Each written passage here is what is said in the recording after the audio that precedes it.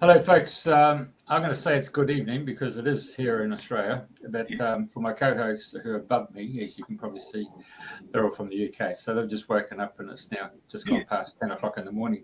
And our guest is sitting there just slightly above me in the blue and the blonde. And above her, of course, at the head of the totem is none other than Andrena Forrest. So, Andrena, you take it over, Doc. Good morning, everybody, and hello and welcome on this 5th of the 5th portal for those that are aware and into numerology, and anybody that's listening to the replay. So I'd love to welcome Kim or Kimberley, who I've known for quite a long time, and we were talking pre-show, and Kimberley was born in Bristol, and so was I. Ooh, So we've been talking about our journeys, and I know Jeff knows Kimberley because when she did a demonstration at Bill Harrison's Healing Weekend, and Jeff was compere. So we all three are interlinked along the pathway. And then since I've moved down to Dorset, I contacted Kim, and I had to wait for her to finish her editing her first book before she could have coffee. So we met up a little while ago, had a cup of coffee, and she showed me her book. And so I'd like to welcome you, Kimberley, to the show. Thank you for being our guest this week, and would love to share how you started on your journey, because I know you're going to talk about multidimensional galactics, soul connections, and dragons and fairies and all these lovely things. So I'm going to hand it over to you. Oh, thank you, beautiful.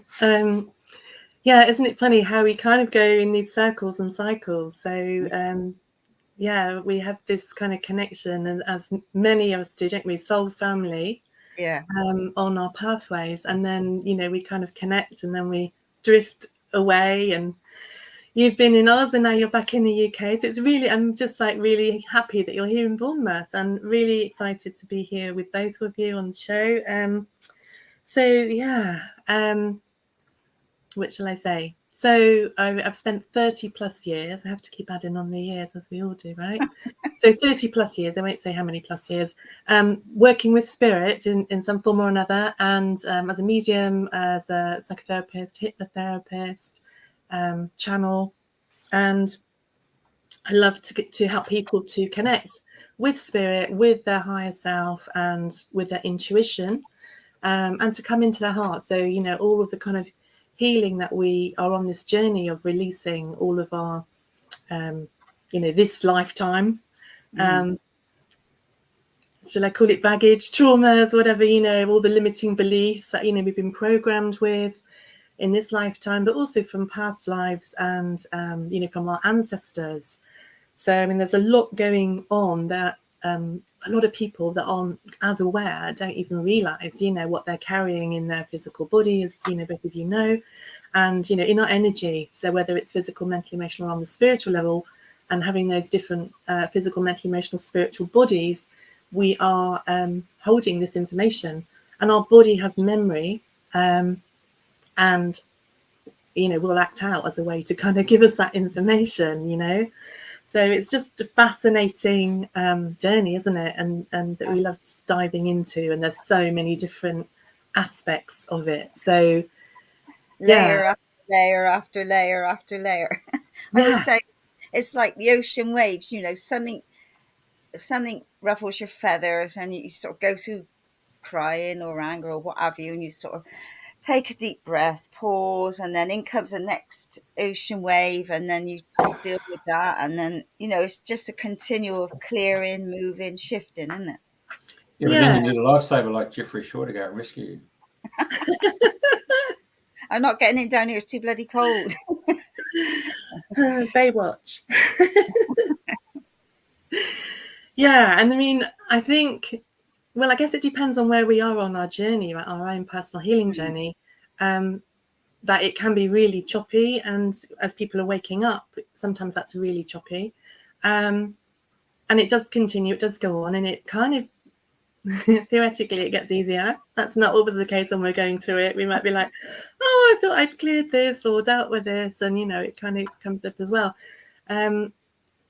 but yeah, there's been so much going on with the energies, obviously, in the past couple of years, and this year in particular, there's a lot of energy shifting. The way I see it is really positive, but it is bringing up lots for people. And, you know, we're as empaths and healers and psychics, we are connecting with the collective unconscious. I mean, we all do that anyway, but some people aren't aware of that. And so sometimes what I see is that people are going into stuff that they have cleared, but they're tapping into the collective and then they claim it as theirs. So I kind of do want to remind people to kind of like be aware, is it actually yours? We, you know, we feel it, especially when we're kinesthetic, like I'm full body empath. And I'm doing this all the time, but I spoke with somebody the other day, friend, and all of a sudden my chest is painful and I feel like asthmatic, and then I'm telling all kinds of stuff that I didn't know about her childhood to help her clear stuff, you know. But it's like we feel things and then we think, what's wrong with me? Why am I crying? Or why am I sad? Or whatever. But of course, there's so much going on in the world and we are all connected. We're all one, right? And we're connected with the earth. And so we're feeling it. Or some people are feeling more, or just it's like, you know, coming up in thoughts. Just however your awareness is coming to you. So it's about being gentle with ourselves, really, rather than rehashing the stories, because sometimes we have done it, we've cleared it.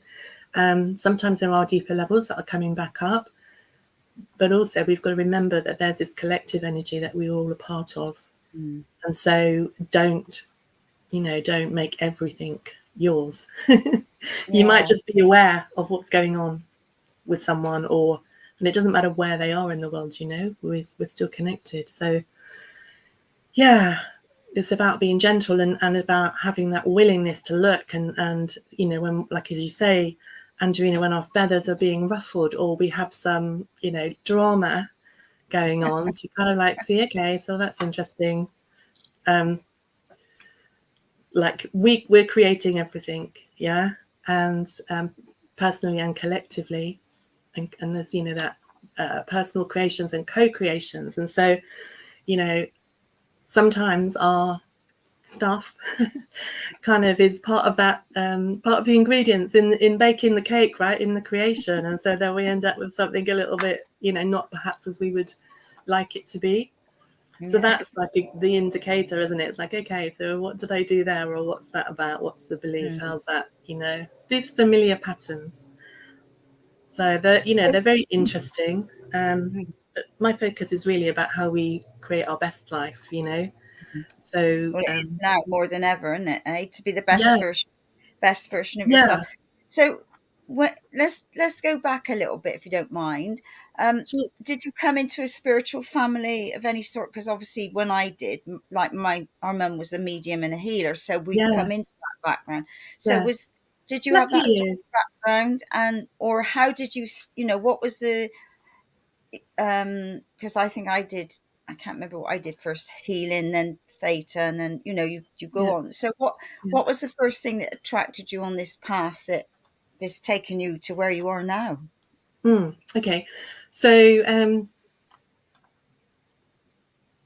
I think I was about 21, and we had a suicide in the family, and as a result of that, I mean, I'd always been interested in anything unexplained, always too sensitive, you know, if there is such a thing, right? But yeah, so I was about 21 when that happened, and that set me into kind of going to a spiritualist church. And then I was quickly told I was a medium and I was a healer, and so a lot of things fell into place. But there isn't any kind of, I do believe that sensitivity comes down my mum's side of the family, but it wasn't grounded. Yeah. You know, my grandmother, before she passed, she was hearing angel voices coming through the ceiling, and she was seeing, I think it was my uncle that had passed. And so people kind of, you know, people thought she was a bit crazy, and then she had dementia, right? But when I went to see her, she always knew who I was. And I was like, well, of course she heard angel voices coming through the ceiling. Because of, you know, spirit were waiting for her and you know, letting her know. She had a lot of faith, right? But she didn't have spiritualist beliefs, although she was Welsh. And so my roots are kind of Celtic, and And I think so some of my ancestors were miners, and I think that actually when the men were down the pits, that the women used to kind of do all kinds of things, and kind of probably a lot of them I know had like seances or whatever. I don't know if my grandmother was ever involved in that, but definitely that sensitivity has come down that line. But yeah, my family, they weren't, you know, my mum was actually quite scared of clairvoyance, because she'd been once told by a clairvoyant that my other grandmother was going to die on a certain date, which is never something I would tell anybody that I asked to be given. But that didn't happen, but it did happen a year later, to the exact day that she was told. So that was interesting. And on the day that she was told that it was going to happen, she'd gone into hospital with double pneumonia, and then a year later she passed. So that kind of freaked my mum out, you know. And so yeah, so there's not that understanding. So I'm kind of like the odd one out in the family. Really? I really wish I had that family, you know, that kind of were into it. And then, you know, but we all got different journeys, haven't we? So it's all good. Yeah, but then from that point of view, I blocked it all, because there was seances and trumpets going around and all sorts of going. So I totally closed down, because it just, when you're young, freaked you out. So Right. anyway. Yeah. Interesting. Anyway, yeah. So that was kind of like my starting point, and then I very quickly started working in a development circle and working with a medium, wonderful medium, and then I started working on platform probably about 4 years after that. So I was quite young when I started working on platform and in the churches. I did that for about 10 years, and then I stepped back because I wasn't really resonating with some of the energies, you know, so I kind of like wanted a little bit more freedom in terms of how I worked. And alongside that, my daytime job was working with, in the caring sector, with people with mental health issues, working with people with addiction, sexual abuse, all that kind of, you know, different kind of stuff going on. So I worked a lot with people with trauma, and also then and teaching. And so that was my passion. Is not about the messages. Messages are great, and I believe that, you know, they're very valuable for people who've been bereaved, and to understand that, you know, we don't die, that we are infinite beings, all of that. And sometimes people get dependent on it, you know, and so I'm always about empowering people and having them make their own creations. So this is our pathway right now, and always has been my belief, is that it's better for people to be empowered, you know, and make their own connections, and they're not dependent on somebody else, because a lot of people give away their power to, you know, mediums or clairvoyants, or, you know, they're looking for answers. They can sometimes be quite vulnerable. So if people can actually learn how to make their own connections, and they can get their own information, that's what I think is more powerful. So that's my focus. And so it shifted. I stepped back from the mediumship. You know, I kind of still do it. It's in all of my work, but my focus is very much on healing, both kind of like with like energy healing. I'm a theta healing instructor, and you know, intuitive anatomy, so working with like medical intuition, and helping people find those beliefs and those stories and those memories and traumas, and clear those, and connect more with their true self, you know. So that's been the focus, and I absolutely love it. I love to see people, you know, get better, whether it's physically or mentally, emotionally, or, you know, I work with a lot of spiritual people with businesses. And of course, they have a lot of beliefs, like a lot of spiritual people have the conflict between spirituality and money, and, you know, how do we grow a business, and how do we put ourselves out there? And, you know, there's all these beliefs around persecution, or like we're crazy. All of that stuff comes up. And so I found that when I was teaching students, that they would do the training, they would love it, and then they were going out into the world and they're offering their services, and then they were kind of like, oh, I don't know how to do this, and, you know, and a lot of their beliefs were coming up around that. So that's you know, that's what I love to support people with. So yeah, just kind of we need to be reaching out to more people, because we know that the mind body spirit field is phenomenal, and it's grown, But now at this time where we've got like so many people awakening, and there'll be more and more people that'll be waking up very quickly and being quite disorientated by it, that we need to be able to be out there and helping people and letting them know that we're here. I concur. On Sunday, I went and revisited a movie called The Shack with it's on YouTube. It's Sam Worthington, and the reason I actually put it up on Facebook as a post because it happened to be the same day as a very good friend of mine said the final farewell to her partner, and so 12 months had come, and all of a sudden I might go and revisit this movie, The Shack, and because it was actually recommended to me when my mother had passed away, and for a male, big boys don't cry, and so to see this particular movie come up, I mean, when I first saw it, I bloody cried, and then because it's such a real heartfelt movie, for people who are going through grief, and also it's got a real interesting spin at the very end. So revisiting on Sunday and bringing up the tears again. I really seriously recommend that particular movie for anyone who's actually going through grief and saying, why God, why did you do that for, and blaming and all that stuff. So Andrena, you just popped off and then you just popped back on. So I just sat here. It's reincarnated. Yeah, you went off and had a cup of tea. Let's be real. I did. So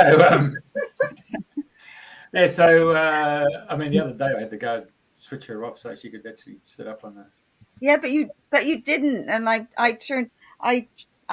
sat on beanbags, and I was sinking. So I said, "Take me off screen a minute." So I quickly turned around, bum in the air, and then my sister said, "Well, it didn't look too bad." I said, "Oh my God, you didn't see me?" Yeah, I took about 5 seconds of it, but yes, I just explained to while you were off. We're talking about grief and how she empowers people, and I was just referring to the revisiting the movie, The Shack, and I think you came on to highly recommend it as well. So if you can find ways of empowering people, I mean, obviously empathy is very important in the sense that if you've gone and experienced the experience, you're talking from the heart, and people can feel that emotion that you're in. And so to be able to be there for someone and just hold their hand, it's like first day at school, isn't it? You're taking them through that journey, and you can say, "Oh, listen, I'm here for you. It's your journey, but I'm here for you. If all you have to do is ask." So it only takes a phone call and say, "Hey, you up for a cuppa," isn't it? I mean, but most people like us guys, we were told to sort of store it, hold it, keep that psyche, don't reveal your tears, and it's a big, huge leap of faith for a male to actually openly, honestly put it out in the public. They cried, but that movie is really touching. Yeah. No, it was beautiful. Yeah, and I always say, if I can be the best version of me, I can help others to be the best version of themselves. Whether it's through health, nutrition, exercise, just meeting for a coffee, which I enjoy, and just catching up and chatting and just seeing where people are at. And, and I say to anybody, if you want to just sit and talk, no judgment, I'm happy to listen, and I had a friend come round to see me a while ago, and I just sat and listened for an hour, and she said, "Oh my God, I just realized I've sat for an hour and you've just listened and held space." And I said, "Well, that's what it's all about." But she was really offloading, and so I just sat there and I thought, well, she felt better for it, and that, if we can just be there for people, I always speak to people in the supermarket. I always say hello, and and sometimes people speak to you and sometimes they don't, but I think, well, as long as I do my bit, that's the thing. We're all doing our bits in different ways, aren't we? We've all got different roles, haven't we? And different gifts and abilities, and different people resonate with different people. So there's never kind of like too many people, right? And sometimes we need to hear things so many times as well. That's I'm always amazed when people say something, like, oh, I've just, I don't know, they've just had an insight. And I'm thinking, well, we had that conversation, I don't know how long ago, but it's like, I know for myself, I'll have something and then it's kind of, I'll get an insight. And then, maybe like months later or years later, have a deeper understanding of it, And I think this is like our spiritual pathway as we becoming more aware of who we are and more aware of our, that we're infinite beings, more aware of the spirit world and more aware of our multidimensionality. To whatever degree we have that awareness, that it just evolves. There's always more for us to learn and experience, and we're never kind of there because we live in an infinite multiverse, right? And so that's quite exciting, isn't it? We'd be boring if we kind of, often we do something, we arrive, and then it's like, and now what, But there's always more to learn. Yeah. So have you got any? Because I know I spoke to you previously about a lady that did hypnotherapy, and she's got thousands of followers, and she records their session. Excuse me, and it's a whole hour or something, where they've gone into the future and what they've seen and shared, and they've come back, and obviously. So have you? Like, I know you said you haven't done, or there's not much. I know it's remembering all this, and you don't remember each one because you couldn't remember, what you do for different people. So is there anything to share? So the thing about the book, so the first book was Soul Journeys. So let me tell you about this book and how it happened. It's still happening and evolving. That would be a good start. Yeah. So basically, the reason why I did the book, the reason I thought I was doing, not the book, what I did as a lockdown project, lots of people have these little lockdown projects that they've done, haven't they? So basically I decided that I would take, so I've taught hypnotherapy for a number of years. I decided that I would take the past life regression module, that I would expand it and put more of the galactic information in there. And I would teach it online because of the lockdown. And so I decided, I give myself hard work, that I needed to do some videos so that the students would have some, like a training vault of different videos. So I did about 30 sessions of hypnotherapy that was 60 to 90 minutes long, sometimes a little bit longer. And, we went kind of everywhere, past life, future life, between lives, galactic lives. We've got dragons, fairies, elves, a lot of galactic beings. And so there's so many stories, but I've got them videoed. Now, some of the people gave permission for them to be either audio release or video release, and some of them are on my YouTube channel, and the others are in the training vault or audio. Yeah. And so basically I was going through the transcripts and transcribing the sessions, which was, because when we're in trance, we're even more disjointed in our speech. We think that we say, a sentence, but actually we probably say like 3 different sentences in one sentence. We stop and start. So actually kind of going through and transcribing them.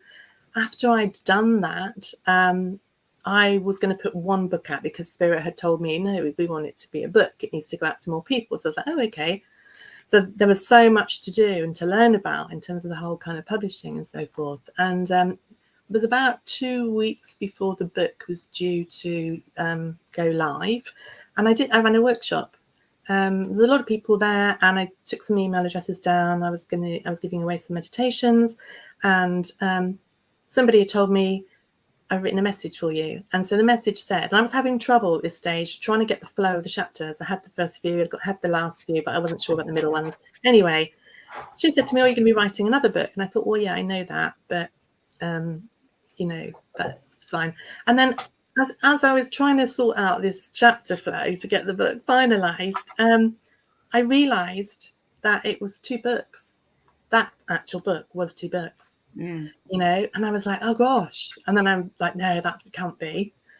And, I was freaking out, so out of control with it all. I was trying to be all organized and whatever, but it was like, it's just had its own journey, and obviously I think that, the people that came together for this project, some of them were clients and some of them were people who were students that have worked with me before.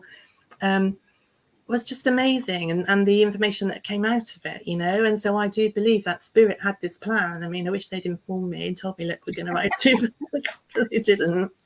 And you know, this is how it's evolved. So it's been a really big lesson for me in terms of surrendering to the flow, you know, like right at the last minute it's all changed.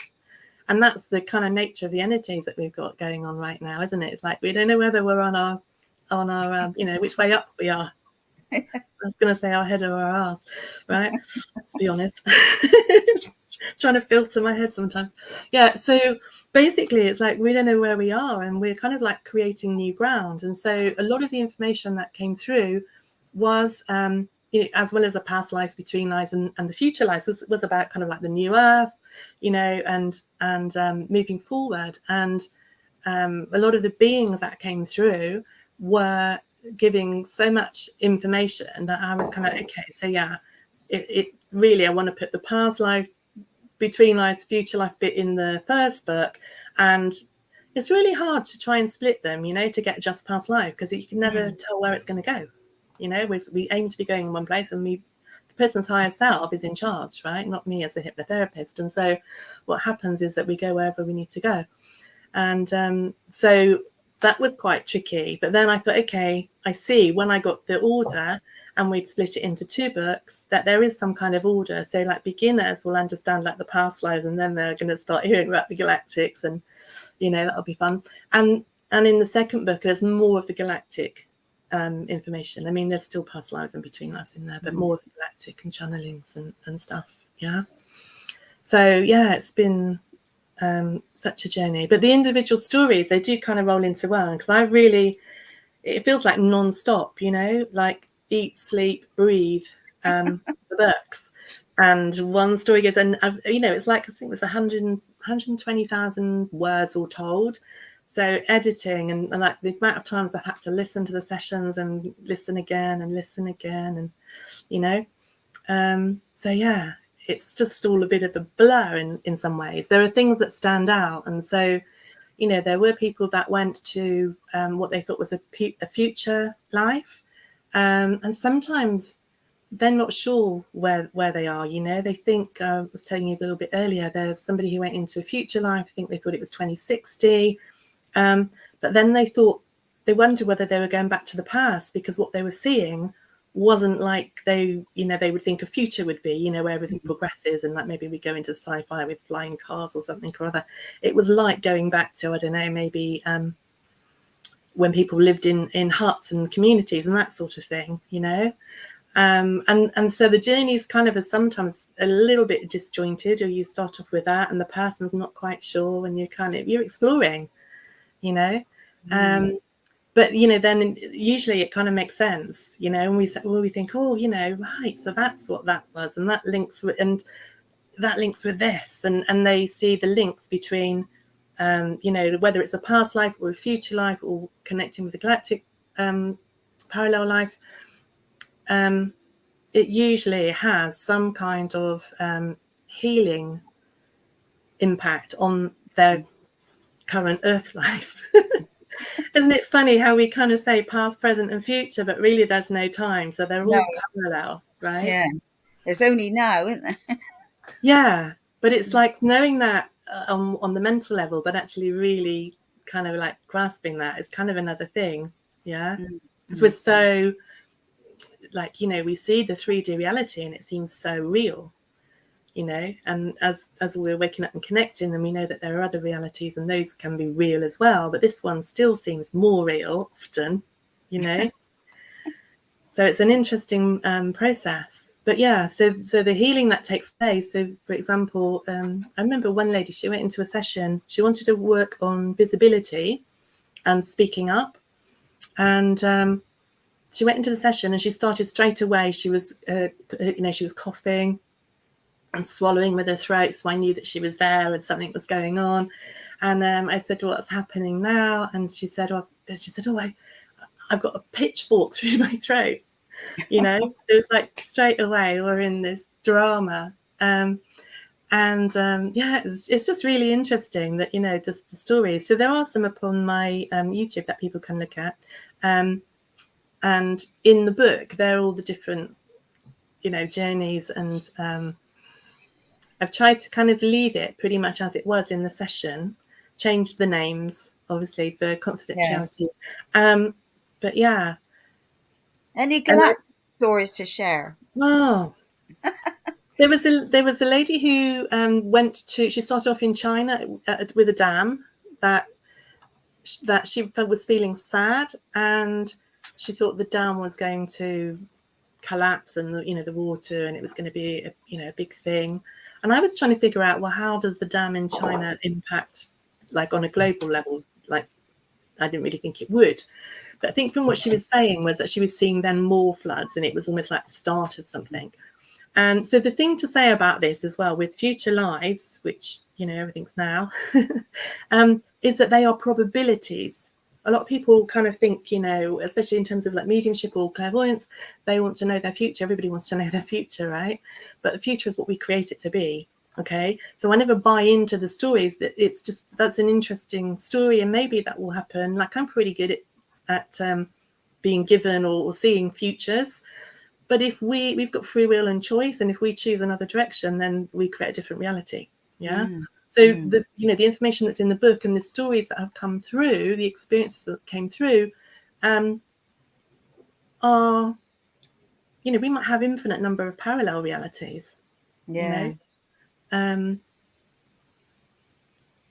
think there are lots of different theories, and so for me, it's important not to actually look to define it and say, well, this is how it is, but to look at the possibilities and to always be questioning, because as we grow and as we evolve, then our perspective changes and we see it differently, So what I would say is that within the book, there are many people that have talked about the new earth, a lot of parallels in terms of the stories that have come through, and obviously that are also in other people's experiences.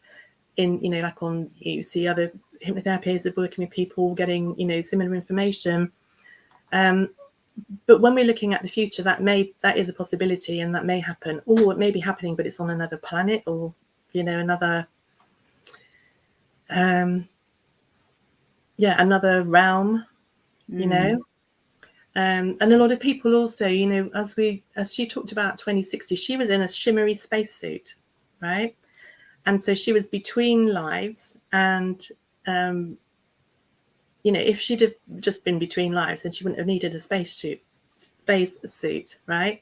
Because she had she just had a light body, but she perceived herself in this space suit with like pointy shoes, and so she was watching and she was feeling this was what was going to happen. But then later in the session, when her higher self came in, she was saying, well, this is a possibility. So sometimes the galactic beings might look on and think, gosh, look at those humans, what are they doing? And like sometimes they're making a bit of a mess of things, right?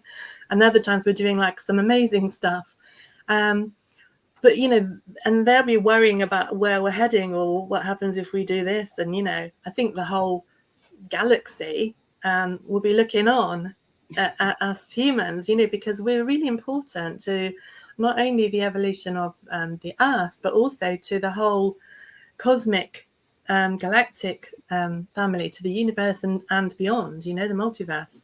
Everything is connected. And so what we do is impacting not just the earth and humanity, but the galactic beings, because as we ascend, they're also ascending.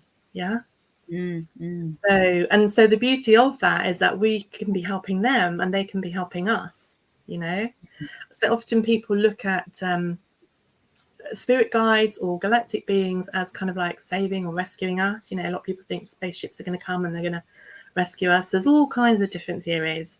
I'm kind of like, I've seen certain things, experienced things for myself, and then I heard other stories, and it's like, who knows for sure?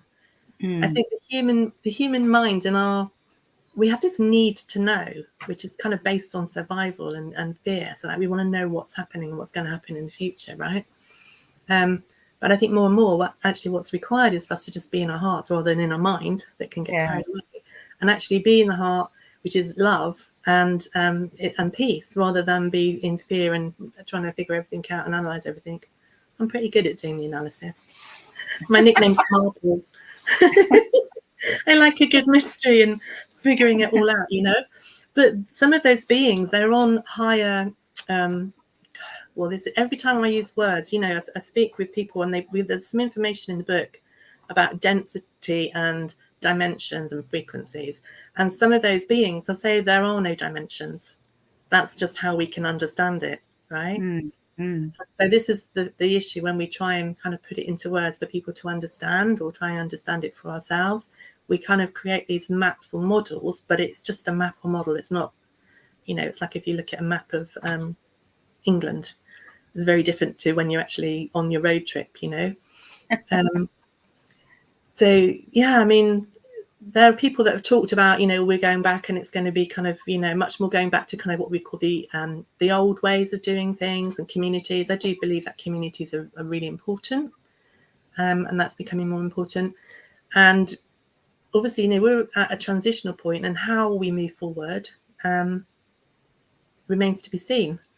It's about the choices we make, isn't it? So what can we choose, and what's going to create the greatest for ourselves and for humanity, for the planet? And that's why it's so important, isn't it, at these times, to be able to invite people to connect with themselves and with their body, with their higher self, with their, you know, to become more aware of the spirit realms. And yeah, there's more and more of that happening, isn't there now? You know, there's so many groups, like through shutdown and what have you, people doing it on Zoom and connecting that way. I mean, that, you know, that's opened up a whole new world for people connecting. But I see on your info, you've done MP3s for people that they can listen to meditations and higher self, and I can't remember what else was on there, but I know there's a lot of info for people to download if they want to, you know, try a different meditation. Yeah, so they're part of the book bonus. I think there's a couple of meditations in one, and then there's a couple of meditations in another, and there's some light language and some toning that came through in, I think it's in book 2.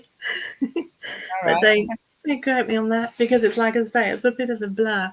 But yeah, so it, you know, there's lots that's going on in the sessions, and I feel that they're very much as like an energy that will help people. That there's a lot of keys, a lot of codes, a lot of experiences that people will relate to.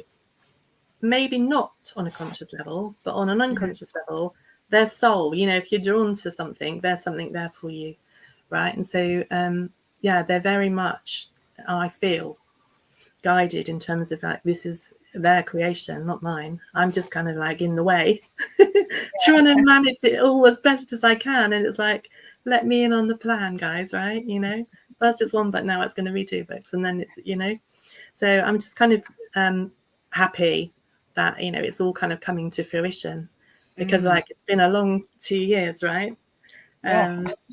It's been like a big birthing process, and that's obviously the collective journey that we're on as well, birthing a new world. So yeah, but it's been fun, and it's just amazing, and reading through, even though I was in that experience and part of that co-creation, because, you know, depending what you're asked depends on what answers and you know, where you're going to go, and also perceiving that energy, being aware, and that he was coming in and stepping back and all of that. Reading through, it's like I'm getting more and more information, you know, and going, oh yes, and it makes more sense to me because I'm not actually in it in the moment.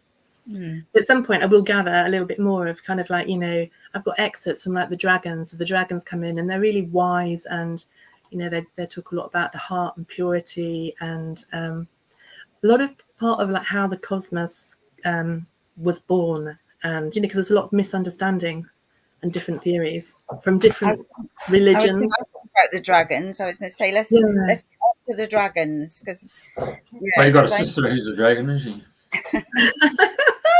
And I know I shared in the past, because Carol's got 2 10-foot dragons in storage down in Glastonbury. And wow.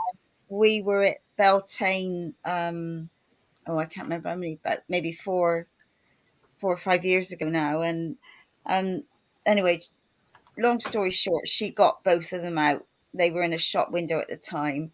So it ended up that I was pulling a dragon, and we were all lined up for this parade, and we had the green men and the, you know, the Chinese dragon, you know, with the red, and they all go along underneath this whatever, and then the man at the start of the Green Man, he said, "Come on, girls, you can lead the parade." it's, it's my sister's dragon thing, not mine. So I ended up pulling a dragon each up the high street because they're on like a skateboard because they're so blooming big. Oh my god! How But yes, amazing. but there's like opposite the tour, they call it the sleeping dragon. You know, the shape there. So I know there's lots of dragons awakening now. It's like connecting with your dragons. So yeah, share more about the dragons, please. Well, what can I share about the dragons? There are many dragons, right? And obviously we've got a lot of these myths. So a lot of the Well, myths, Earth, yeah. No, a lot of the myths that we have are they're true. They're not myth, you know. They're stories that have been handed down, and so like we have to remember that, you know, in the old days, in the very old days, everything was kind of like oratory. So stories were handed down as a way to keep the traditions and to keep the memories, conscious memories. And now, you know, a lot of that has gone into myth and legend, and people think it's not real, you know, or some people. But actually, if you go within and you meditate, you'll start becoming more and more aware of different beings and different realities. And so dragons are a part of that. They're amazing beings that are pure-hearted, have great wisdom, and they're kind of very ancient beings, you know. Again, there's different theories in terms of, you know, kind of like the dragons, and there are different, you know, like we have different roles, the dragons have different roles. So, you know, you have like the mother dragons. And as you were talking about you and your sister, I was thinking, oh, the mother dragons, you know, that mother energy. And so it's kind of like they're very much around energy and creating structures. You know, some of the dragons were about creating form and structure and light, which form the structure that of the earth or the grid, let's say, you know. And that, you know, there's like water dragons, earth dragons, fire dragons, you know, different beings that have just different roles. And so they're all kind of in, you know, unique and individual, and then obviously they work together, you know, in groups and as collective. We can have personal dragons. One amusing story that I heard, my dragon was called Flo. I did a journey to connect with the dragon, and I connected with this dragon that was called Flo, and I thought that I'd lost her forever. That was what came up. I got all emotional, and it was like, this sounds just really crazy. Can't believe I'm sharing this story here. Here we go. So basically, it was like I fell off my dragon, right? I fell off my dragon, and basically, you know, this, and people can see this as metaphor, you know. So when we're riding our dragon, some people see that as a Kundalini energy, right? But it can be that, and it can, you know, there's other things as well. So basically, when we are in our flow and we're riding our dragon, we're creating and we're aligned. And it was like I somehow felt like I'd fallen off my dragon, and I thought I'd lost my dragon forever, right? And it was like this reunion, you know, and it was kind of very childlike, you know. Kimmy was like, oh, their dragon, and like Flo, and it was really cool. But yeah, different beings step in and step out, you know. So there's been unicorns, and there's been one lady did a session, and there were elves, fairies, the tree guardians, and then the dragons came in. I think there was a dragon called Assyrian. Sometimes they use different names, because I had an understanding that they didn't want to give their name, because our names are quite powerful, and everybody has their own either their multidimensional aspect or their own guides, and that they can call on, you know. And so it was like, well, so for today I'll be this, you know. They gave a name, but that wasn't their actual name, you know, but just because that was for that person to connect with, you know. And then others beings will give their names, and they're kind of like quite maybe working with the collective, you know. So we've got personal guides and then we've got collective guides. There was another one where somebody went into a crystal. When I asked them to look at their body, they were a crystal, and they had I think it was a triangle shaped body, and they were like an amethyst crystal. And I asked for a name, and she didn't know a name. And I said, well, what could we call you? And then she said, Crystal. just, oh, that's a perfect name, right? Oh, yeah. We get so hung up on things. And I remember, you know, my personal journey, I was very clairaudient, clairsentient, but I wasn't seeing as much as I wanted to. And I'd always said that I wasn't going to work publicly for spirit until I could see. I had to kind of renege on that and do it anyway. And because often, you know, we think like we want it all to be colourful and big as a bus, and, you know, just like we're having this conversation. And most of the time it isn't. You know, you might hear words, you might feel things, sometimes you might see things, but it depends, and it's all about your development. And so some of the people in sessions are really good at seeing, some of them are hearing or sensing. And so that's why sometimes it's a little bit confusing, you know, because they might be in the dark and they're not sure where they are and they're not really seeing anything. And then as we stay with that, then they might find that they're in a cave or they're in a womb, or, you know. Yeah. So it's just really an experience that I encourage everybody to have, you know, and to kind of like make their connections, their personal connections, really. But yeah, some of the dragons are about clearing like the toxins, and they're helping clear and shift things with the earth. You know, lots of energies that are being released right now from the earth and from, you know, us as human beings, humanity. Just as we're doing that personally, they're helping on a collective level, but they will come and work with you. You know, if you connect with them, you kind of connect and form a relationship, they will help you to clear that energy. And often I think in the beginning, I always had people that I would hear. And in the beginning, I would hear things like, you know, we are beings of light, we are beings of light. And it comes in like 2 or 3 times. And I won't open my mouth until I know who they are and what the message is, because I didn't want to look stupid. Right. Right. And so I'm like, yeah, okay, you're beings of light, and waiting for the next bit. And so I kind of had to learn to trust and just speak what I heard, you know. So that was part of my journey. And then they would say things like, you know, like when I would channel and write and channel. So I had a write and channel or voice channel, but mostly write channel now. And so they would say, and we are you. And I kind of thought it was kind of like, yeah, I think my understanding then was it's kind of like oneness, but not the understanding that I have now, that really they are multidimensional aspects of us, right? Not all of them, because there's some, you know, but like we are all one, so it is all one in any case. But do you know what I'm saying?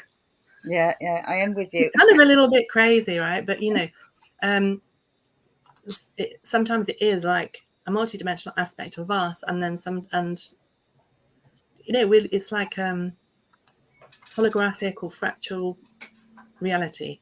And then to get my head around, like, you know, spirit keep giving me now so much around quantum physics and showing me things that are to do with quantum physics, and I kind of get it, but I don't, and I can't explain it. It's like left brain fries my brain, you know.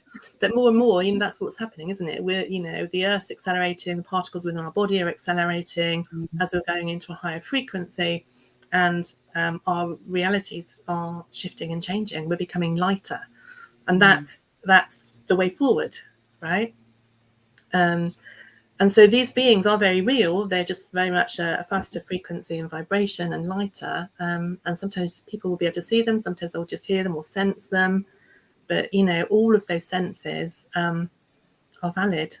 So you know, you look at the myths, if you want to call it as such. But how can you look at Wales having a dragon and England having a dragon with Arthur Pendragon, and then you go all the way across into the Pacific there and the Asia Minor, and you got the Asians, the Chinese with their dragons. I mean, there wasn't a bush telegram. I mean, it wasn't like get on the phone and have a ring or smoke signals, isn't it? I mean, it was no internet today. No, but it was amazing how those three cultures all came together on the same same concept of a dragon. And then, of course, in the star system, there is a Dragonus system, home of the dragons. Yeah. But many of the beings talk about, times in the past where they came to different areas. So maybe they came at the same time, or we've got telepathy, right? And some people now are telepathic, and back then, they were much closer. A lot of people are much closer to the land, like the First Nation people, Aboriginals. They were very, very connected. Yeah. And we just are so busy that we disconnected from the earth, from, the mineral kingdom, the plant kingdom, the trees, all of those are beings, and they are wise. If you sit with a tree and you channel the tree and connect and commune with the tree, or a crystal, the information and the love, they're conscious beings. So, we're becoming, that's beautiful. They're becoming, is that one of mine? Yeah. I was like, oh, did I take that picture? Yeah. That's lovely. It's Kingston Lacey. It's beautiful. Oh, it's almost like a Garden of Eden when I went there. I loved it. Oh, yeah, I've seen the sign, but I haven't been there yet. Oh, we'll have to go. Right, you're on. Yeah. So, they're all conscious beings. And so as we connect more with nature, I mean, if you look at the Egyptians talk about the netters, the gods, right? And netta is a word for nature. Yeah. And it's like, to me, God, source, whatever you want to call it, is everything that is. Yeah. We'll go there, actually, Andrena. And where's that? That's really lovely. We'll go there. That's like a Garden of Eden as well. Oh, that's nice. I like stones. It's like it's a little bit like Stonehenge kind of setup, but it's I think it's Wareham. Anyway, we'll go. Right. So basically, if we connect with nature, we can have all this wisdom that comes in. That's from the New Forest. I love the New Forest. Oh, I got to go there as well. Yeah, the horses and the wild ponies. It's such a beautiful place. Yeah. Yeah. So, go and sit. Like I went and sat, and there were a lot of horses in the New Forest. I got this little tribe that when I first moved to Bournemouth, I was driving past, and I kind of caught them out the side of the window, and they were hiding in amongst the trees, right? And there was about 20 of them, little Shetland ponies. I called them my little shorties. Very childlike. As a little girl, I used to do a lot of horse riding, and so so I would go and see. We often go up and see the horses, and I went, and there were a group of horses, not the short ones, not the Shetlands, but they were all sat almost in a circle.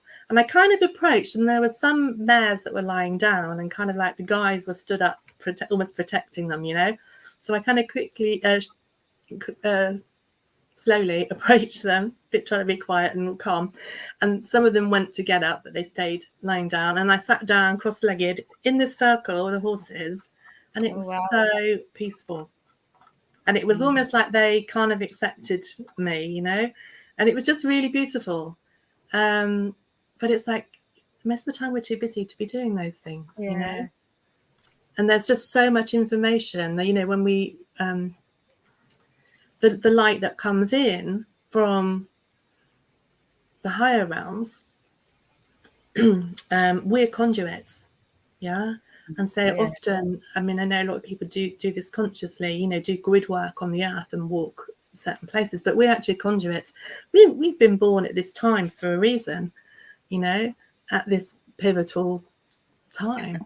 I mean, things are always changing, but so much change is happening, isn't it? And so this is like part of our role is to be connected with the heavens and with the earth, and to create the heaven on earth, right? Which, my understanding of that is that's kind of like more the 5D consciousness and beyond. And it's really, the more that we let go of our stuff and these thoughts and beliefs and programs and experiences, traumatic experiences, then we are lighter and higher vibration frequency. Our thoughts are changing, and our behaviors are changing, and we are creating more of that world family, soul family connection. So lots of people going through lots of symptoms, or having problems. I had a lot of people having problems with backs, with hips, with like finding our ground, because it's almost like the carpet's pulled from under you, and then it's like, what's happening? But we are creating this new reality, and it's almost like a new foundation, and we don't know how it's going to be, you know, but it's about holding that vision for you know what is possible and what can we create, and what we choose. exactly. It's So like part of people, it is our energy, right, and our vision, which often, you know, we're all kind of connecting with this collective vision and seeing similar symbology and so forth, but also it's about the choices we make, definitely, massively, and that kind of overrides anything. You know, you can kind of have this nice vision, but unless you take action, nothing's happening.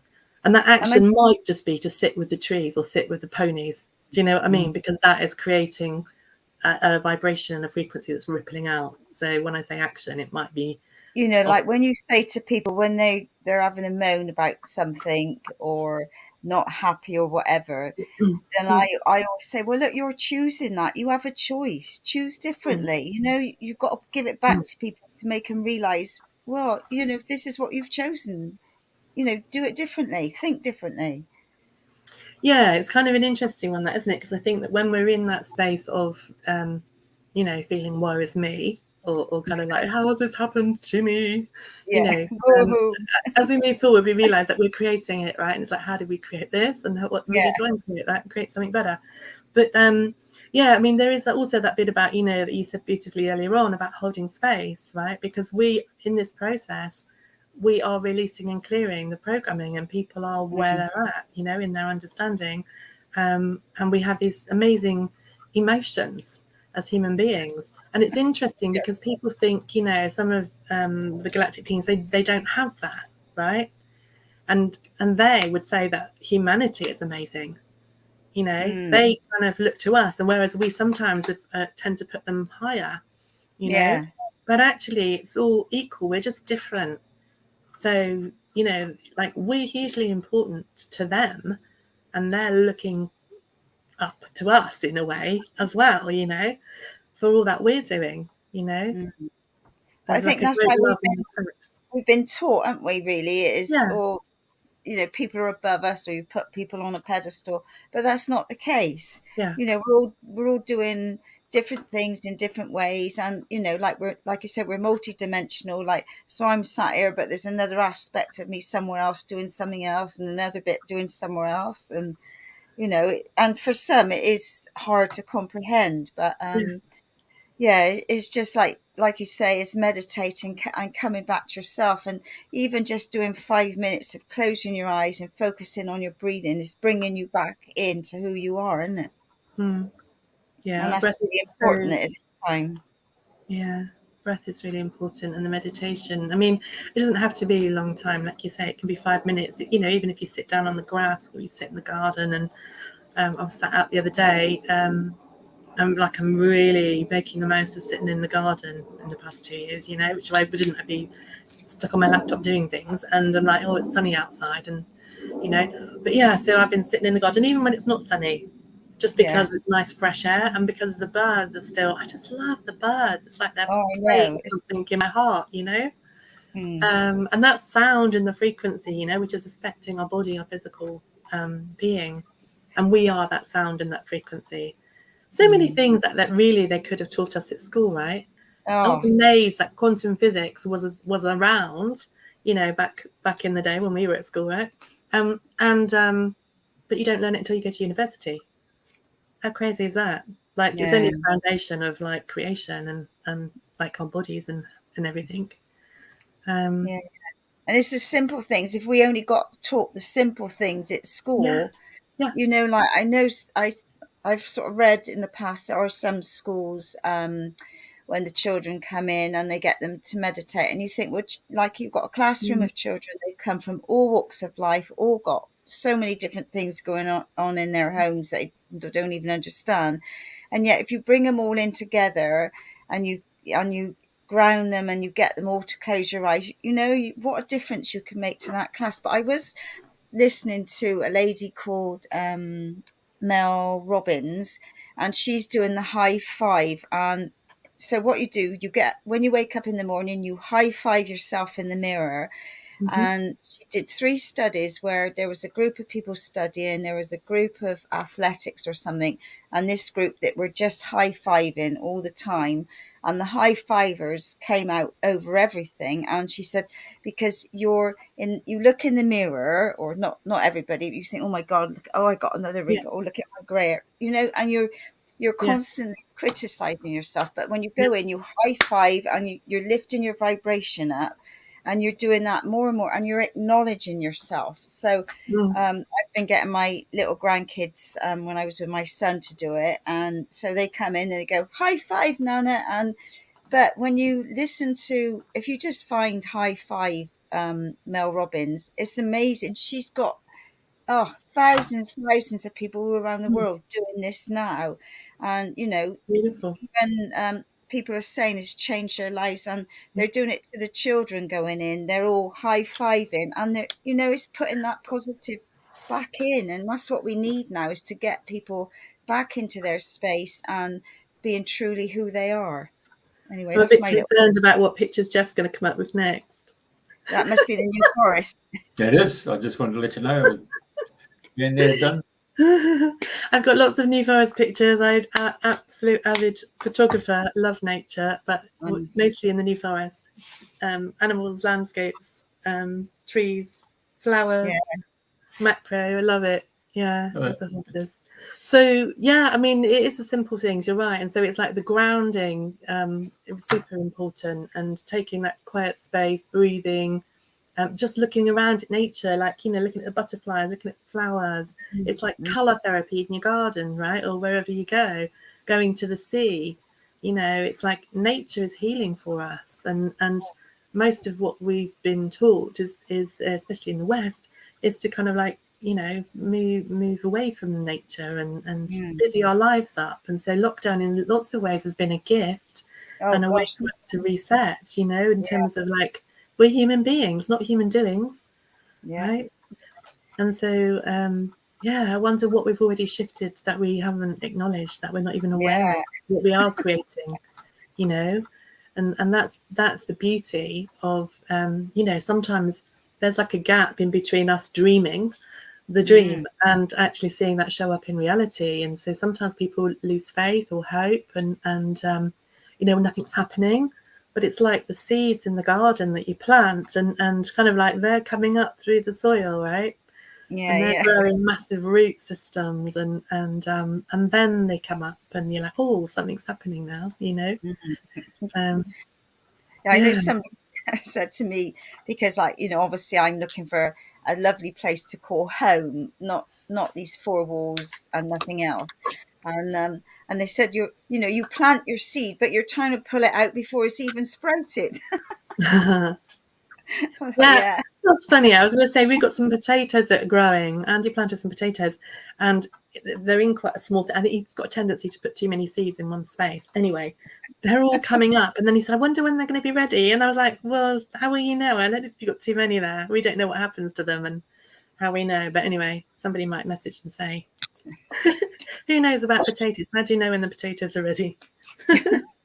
We tried growing stuff in more in the lockdown, but I think we fed a lot of slugs. We had strawberries. I've just planted courgettes. But nature has got so much to teach us. And what if we could allow ourselves to be more aligned with nature, more aligned with our true nature and our being and our soul? I think people will be a whole lot happier, right?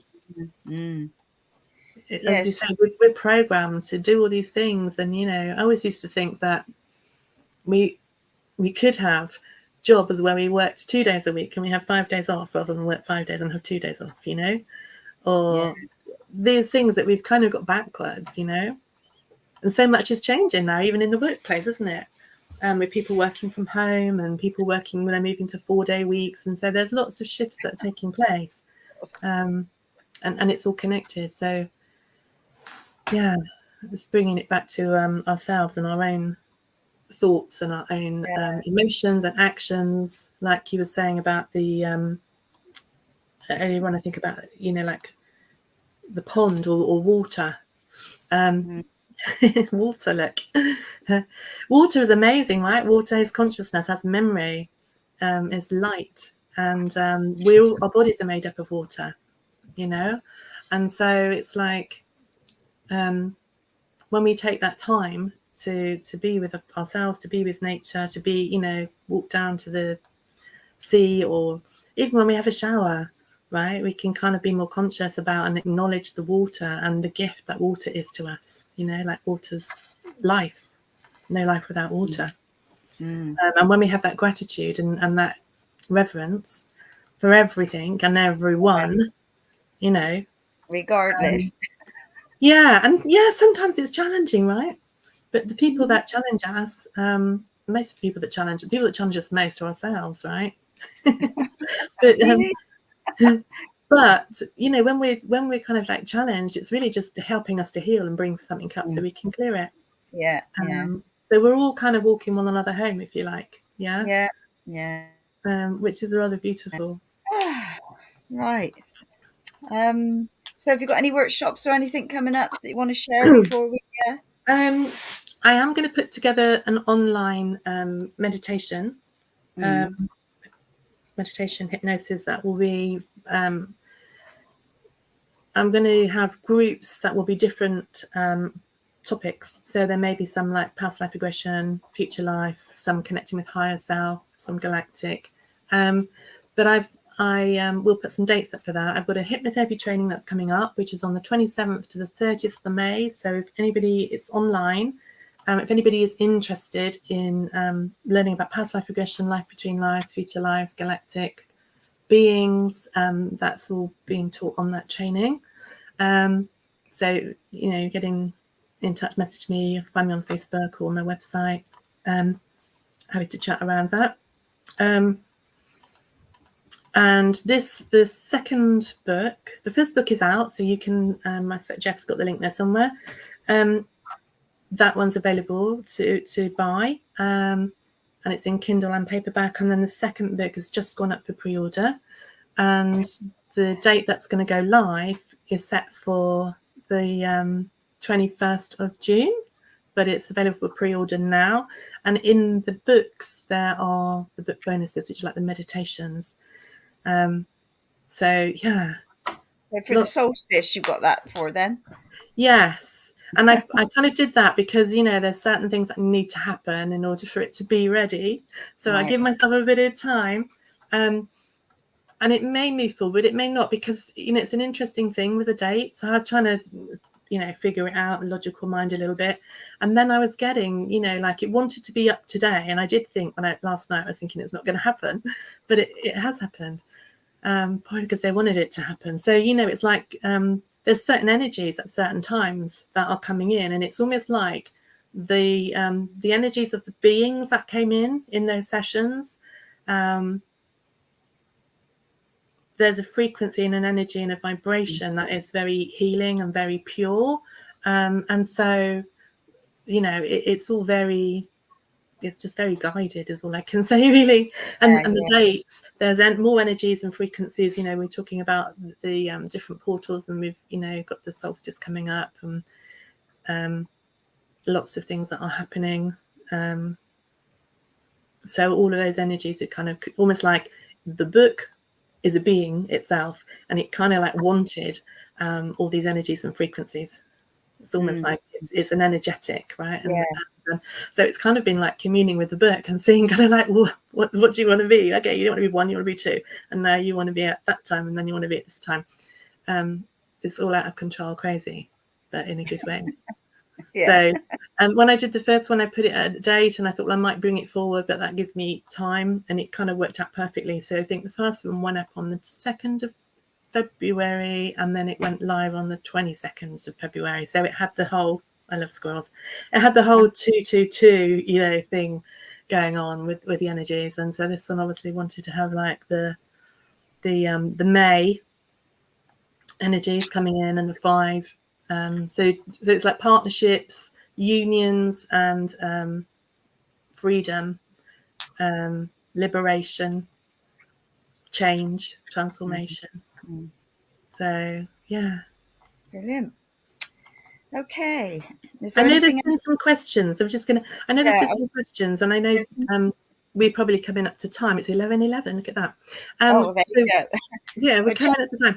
But yeah, if there's questions, I'm sure this is on Jeff's Radio FM 88 page, isn't it? And so I'll pop back if any is posted, because I just saw them flash up. But yeah, I saw a couple of things flash up. Yeah. But you can read them, but I try not to. I need to keep focused talking with you. yeah, I know somebody asked a question about my eyes going one way, but I didn't. Anyway, so I'll go back and have a look. I did see that one. Yeah, and if you have got any questions, I'm happy to answer. Yeah. So for people in Australia who are watching, they can just contact you through Facebook here. And, Facebook's a good place, yeah. And you can do a Zoom session or a Skype session or whatever. Yeah, all my sessions I do are on Zoom, and that works really well. Very good. Yeah. Maybe it's your website as well. All right. Okay. You're a star. Again? Eh? I said you're a star, Jeff. It's been really lovely. You sharing your journey and your books. So I wish you good luck with your books, and look forward to catching up with you another day. So thank you for coming on our show. Yeah, thank you so much. So much. Both of you. It's been a pleasure. Nice to reconnect, and we'll have some adventures together. Indeed. Those photos I was showing were at St. Nectan's Glen. Yeah, that's a beautiful space, isn't it? Very magical, like the Yeah. Merlin energies, Tintagel, and there's a portal there. I don't know if that picture didn't. There's a picture that's got like they usually get lots of orbs there, don't they? Yeah.